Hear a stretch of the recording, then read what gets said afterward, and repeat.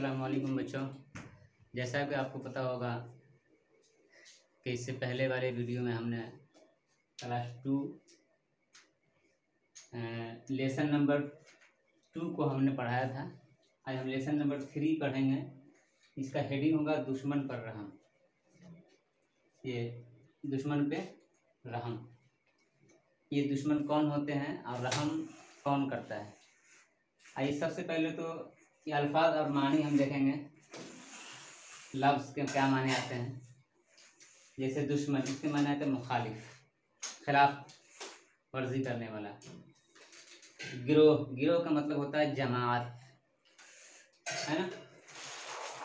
सरदार, सरदार का मतलब होता है सरगना, जो होता है फौज का जो सरगना होता है, जो रहबर होता है, उसी को बोलते सरगना या अफसर। दरख्त का मतलब पेड़ के आते हैं। रहम के मतलब मेहरबानी। अखलाक का मतलब आदतें।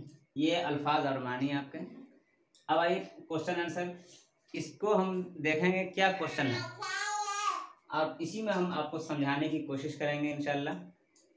सबसे पहले कि दुश्मनों के गिरोह का सरदार कौन था।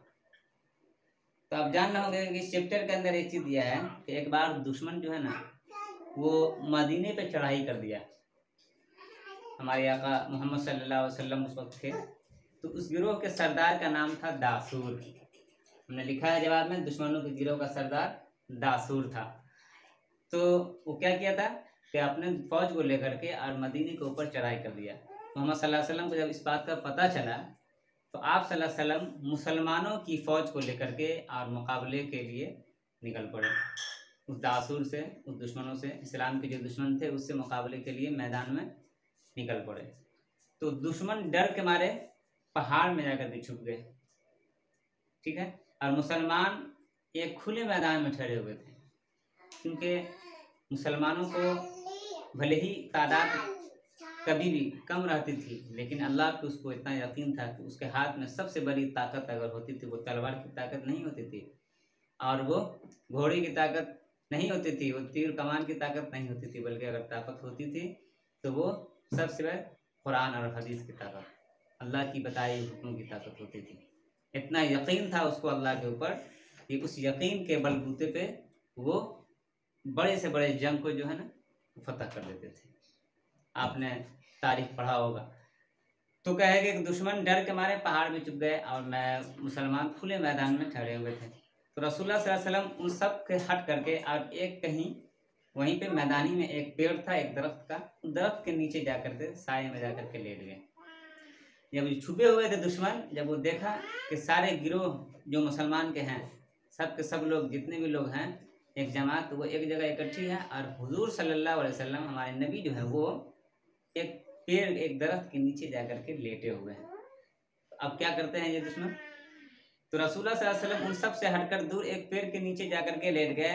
दासूर ने जब ये देखा तो आप दरख्त के नीचे सो रहे थे, तो वो तलवार लेकर के आकर के खड़ा हो गया सामने में और पुकारने लगा कि बताओ, आपको जगा कर कहने लगा कि ए मोहम्मद, बता अब मेरे हाथ से तुझे कौन बचाएगा।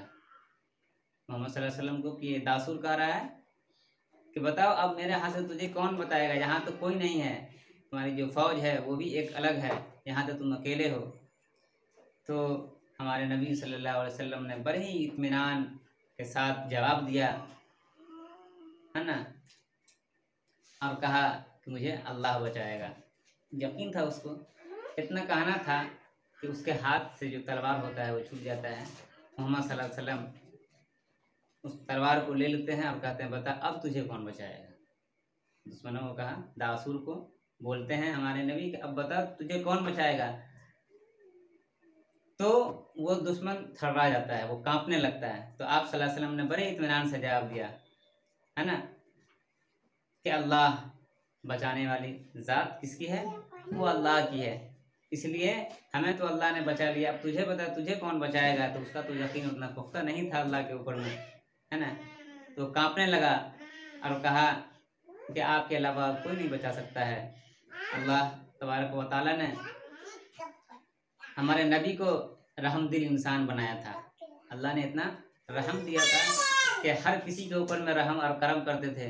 तो उन्होंने क्या कहा कि तलवार फेंक दी और वो उसके कायल हो गए, हमारे नबी के कायल हो गए और वो ईमान ले आया, इसी तरह से वो मुसलमान हो गया। तो दोस्तों, हमारे नबी की जो ज़ात है वो इतनी बड़ी ज़ात है, अल्लाह के बाद अगर किसी का नाम आता है तो हमारे नबी मोहम्मद सल्लल्लाहु अलैहि वसल्लम का नाम आता है। उनके अखलाक इतने अच्छे थे, उनके किरदार इतने अच्छे थे, लोग उसको देख करके ईमान ले आते थे। जैसा कि आपने इस कहानी में देखा कि एक दुश्मन जो कत्ल करने के इरादे से गया था और हमारे नबी को उस अखलाक मंदी को देख करके उन्होंने ईमान में दाखिल हो गया, वो ईमान में दाखिल हो गए और कलमा पढ़ लिया।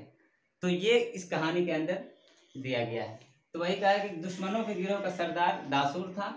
उसके बाद सवाल है कि मुसलमानों की फौज किससे मुकाबले के लिए निकली? तो मुसलमानों की फौज दुश्मनों की फौज से मुकाबले के लिए निकली। कहा कि रसूलुल्लाह सल्लल्लाहु अलैहि वसल्लम सबसे हटकर कहाँ जाकर लेट गए?